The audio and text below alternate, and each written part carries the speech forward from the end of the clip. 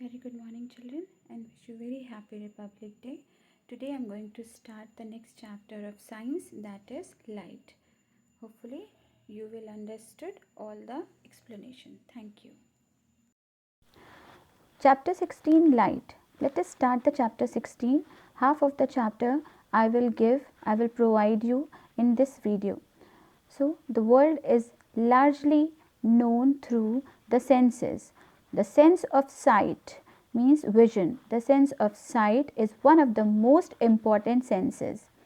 Among all the senses, the sense of the sight is the most important senses by which we can see, we can recognize, we can see the shape, color, everything we can see by our eyes. That is one of the most important sense. Through it we see mountains, rivers, trees, plants, chairs, people and so many other things around us. We also see clouds, rainbow and birds. At night we see the moon and the stars. So all the things which we can see, this is because of our one of the important sense organ, that is our eyes, and this is the most important senses among all. At night we see the moon and the stars. Now the question is, you are able to see the words and sentences printed on this page. How is seeing made possible? This is the big question. Means you know that our world is, our beautiful world is full of colors, full of things, full of emotions and happiness. But how can you see how these things are visible? By our eyes we can see. This should be your answer. Of course children, this is right. We can see by our eyes, but how seeing is possible? So for this, what make things visible? This is our next topic. Have you ever thought how we see various objects? You may say that I see the objects, yes, but can you see an object in the dark? It means that eyes alone cannot see any object. We can see all the things in the bright light, in the light.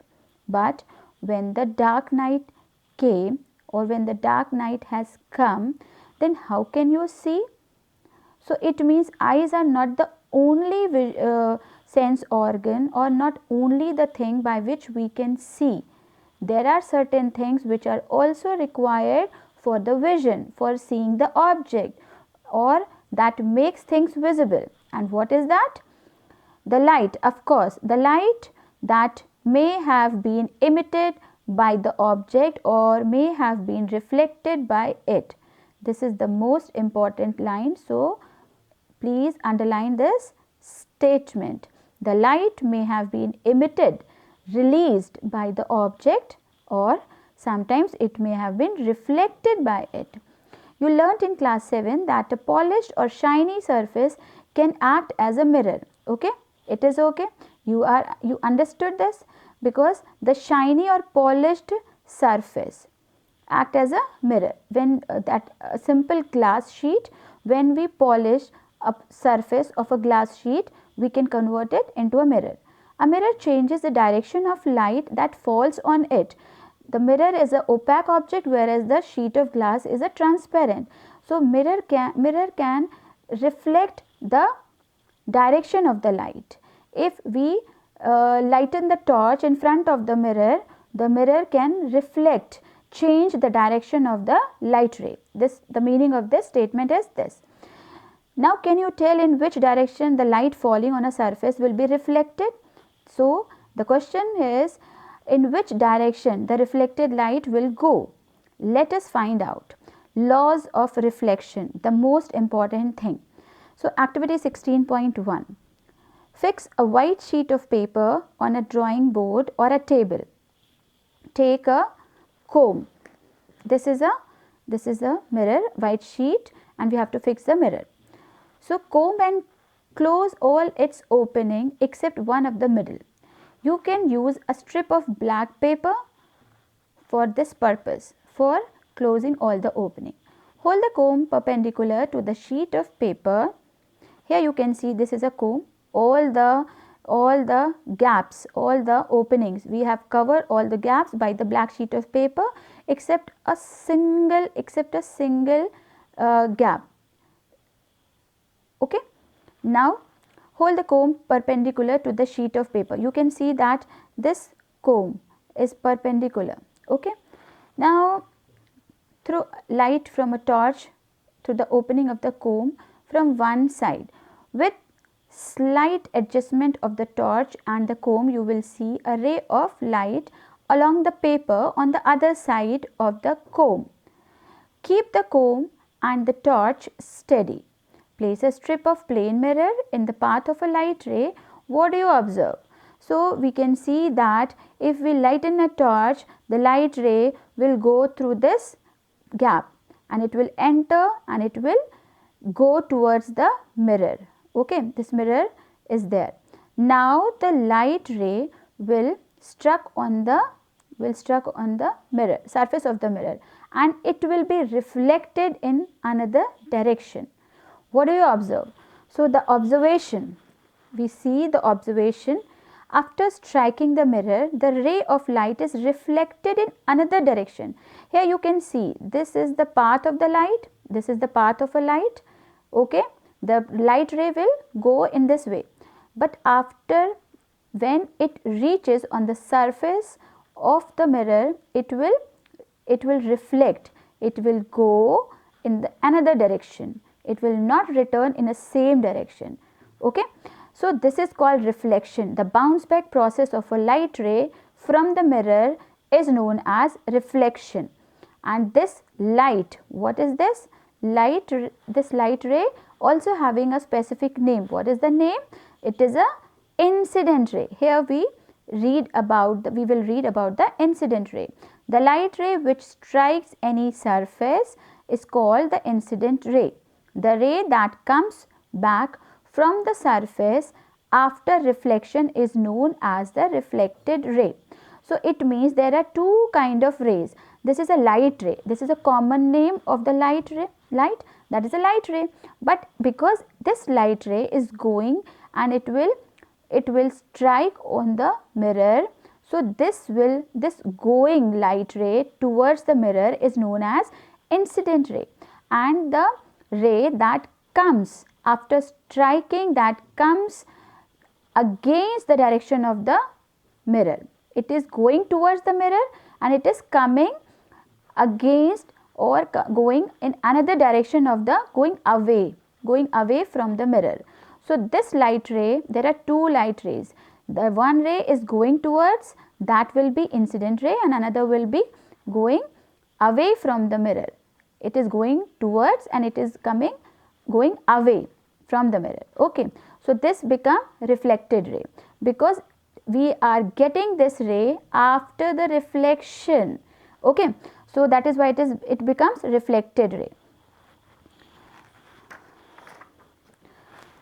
Now a ray of light is an idealization.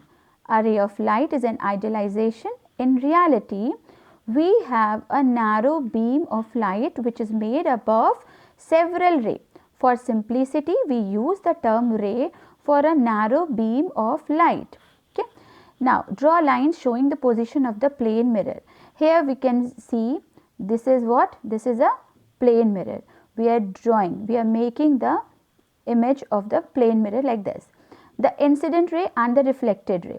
So, by the help of a scale, we are making a line that shows a incident ray. This ray is going towards the mirror, so this becomes incident ray, and after the reflection, after striking on the mirror, this ray is going away from the mirror, that becomes reflected ray. So incident ray and reflected ray. So, and if we make a line from a joining point of these two rays, that become normal. So there is a line we are drawing a line that that starts from the joining point of the incident ray and the reflected ray. So there are angles. You can see complete picture here. This is a mirror, this is a incident ray, the ray. We can also draw the incident ray here also, but now because in this picture it has been given here, so the going ray towards the mirror will become incident ray, and after striking on the mirror, when it becomes reflected in another direction, it becomes reflected ray. And this is what? This is a normal. So when we make a normal, we will get two angles, that is angle of incident and angle of reflection. Angle of reflection and angle of incidence according to the name of the rays. So see, between the normal and incident ray is called the angle of incidence. The angle between the normal and the reflected ray is known as angle of reflection, that is denoted by R, and the angle of incidence, that is denoted by I. Repeat the activity several times by changing the angle of incidence ray. Now you can see this picture. This is very important, and mark this diagram because you have to draw it in your classwork copy. Okay. Here there is a angles of incidence and reflection. A small activity chart is given. So we have to change. We can change the angle of incidence, like take a 20 degree, 30 degree, 40 degree, and then according to I, we have to take the angle of reflection R. So angle of I will always be equal to the angle of R. This is the first principle, law of reflection. Angle of incidence is always equal to the angle of reflection. This is one of the laws of reflection. That is very important, children, and please underline this definition.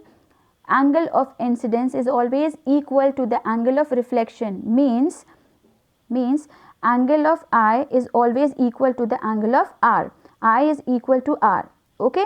If this become 20, this also become 20. If this become 30, this also become 30. Now, after that, the second law of reflection, the incident ray, the normal at the point of incidence and reflected ray all lie in the same plane.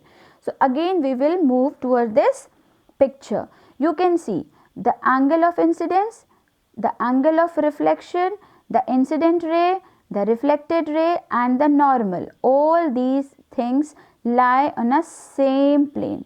This is the another law of reflection, right? So after this, we can summarize the laws here.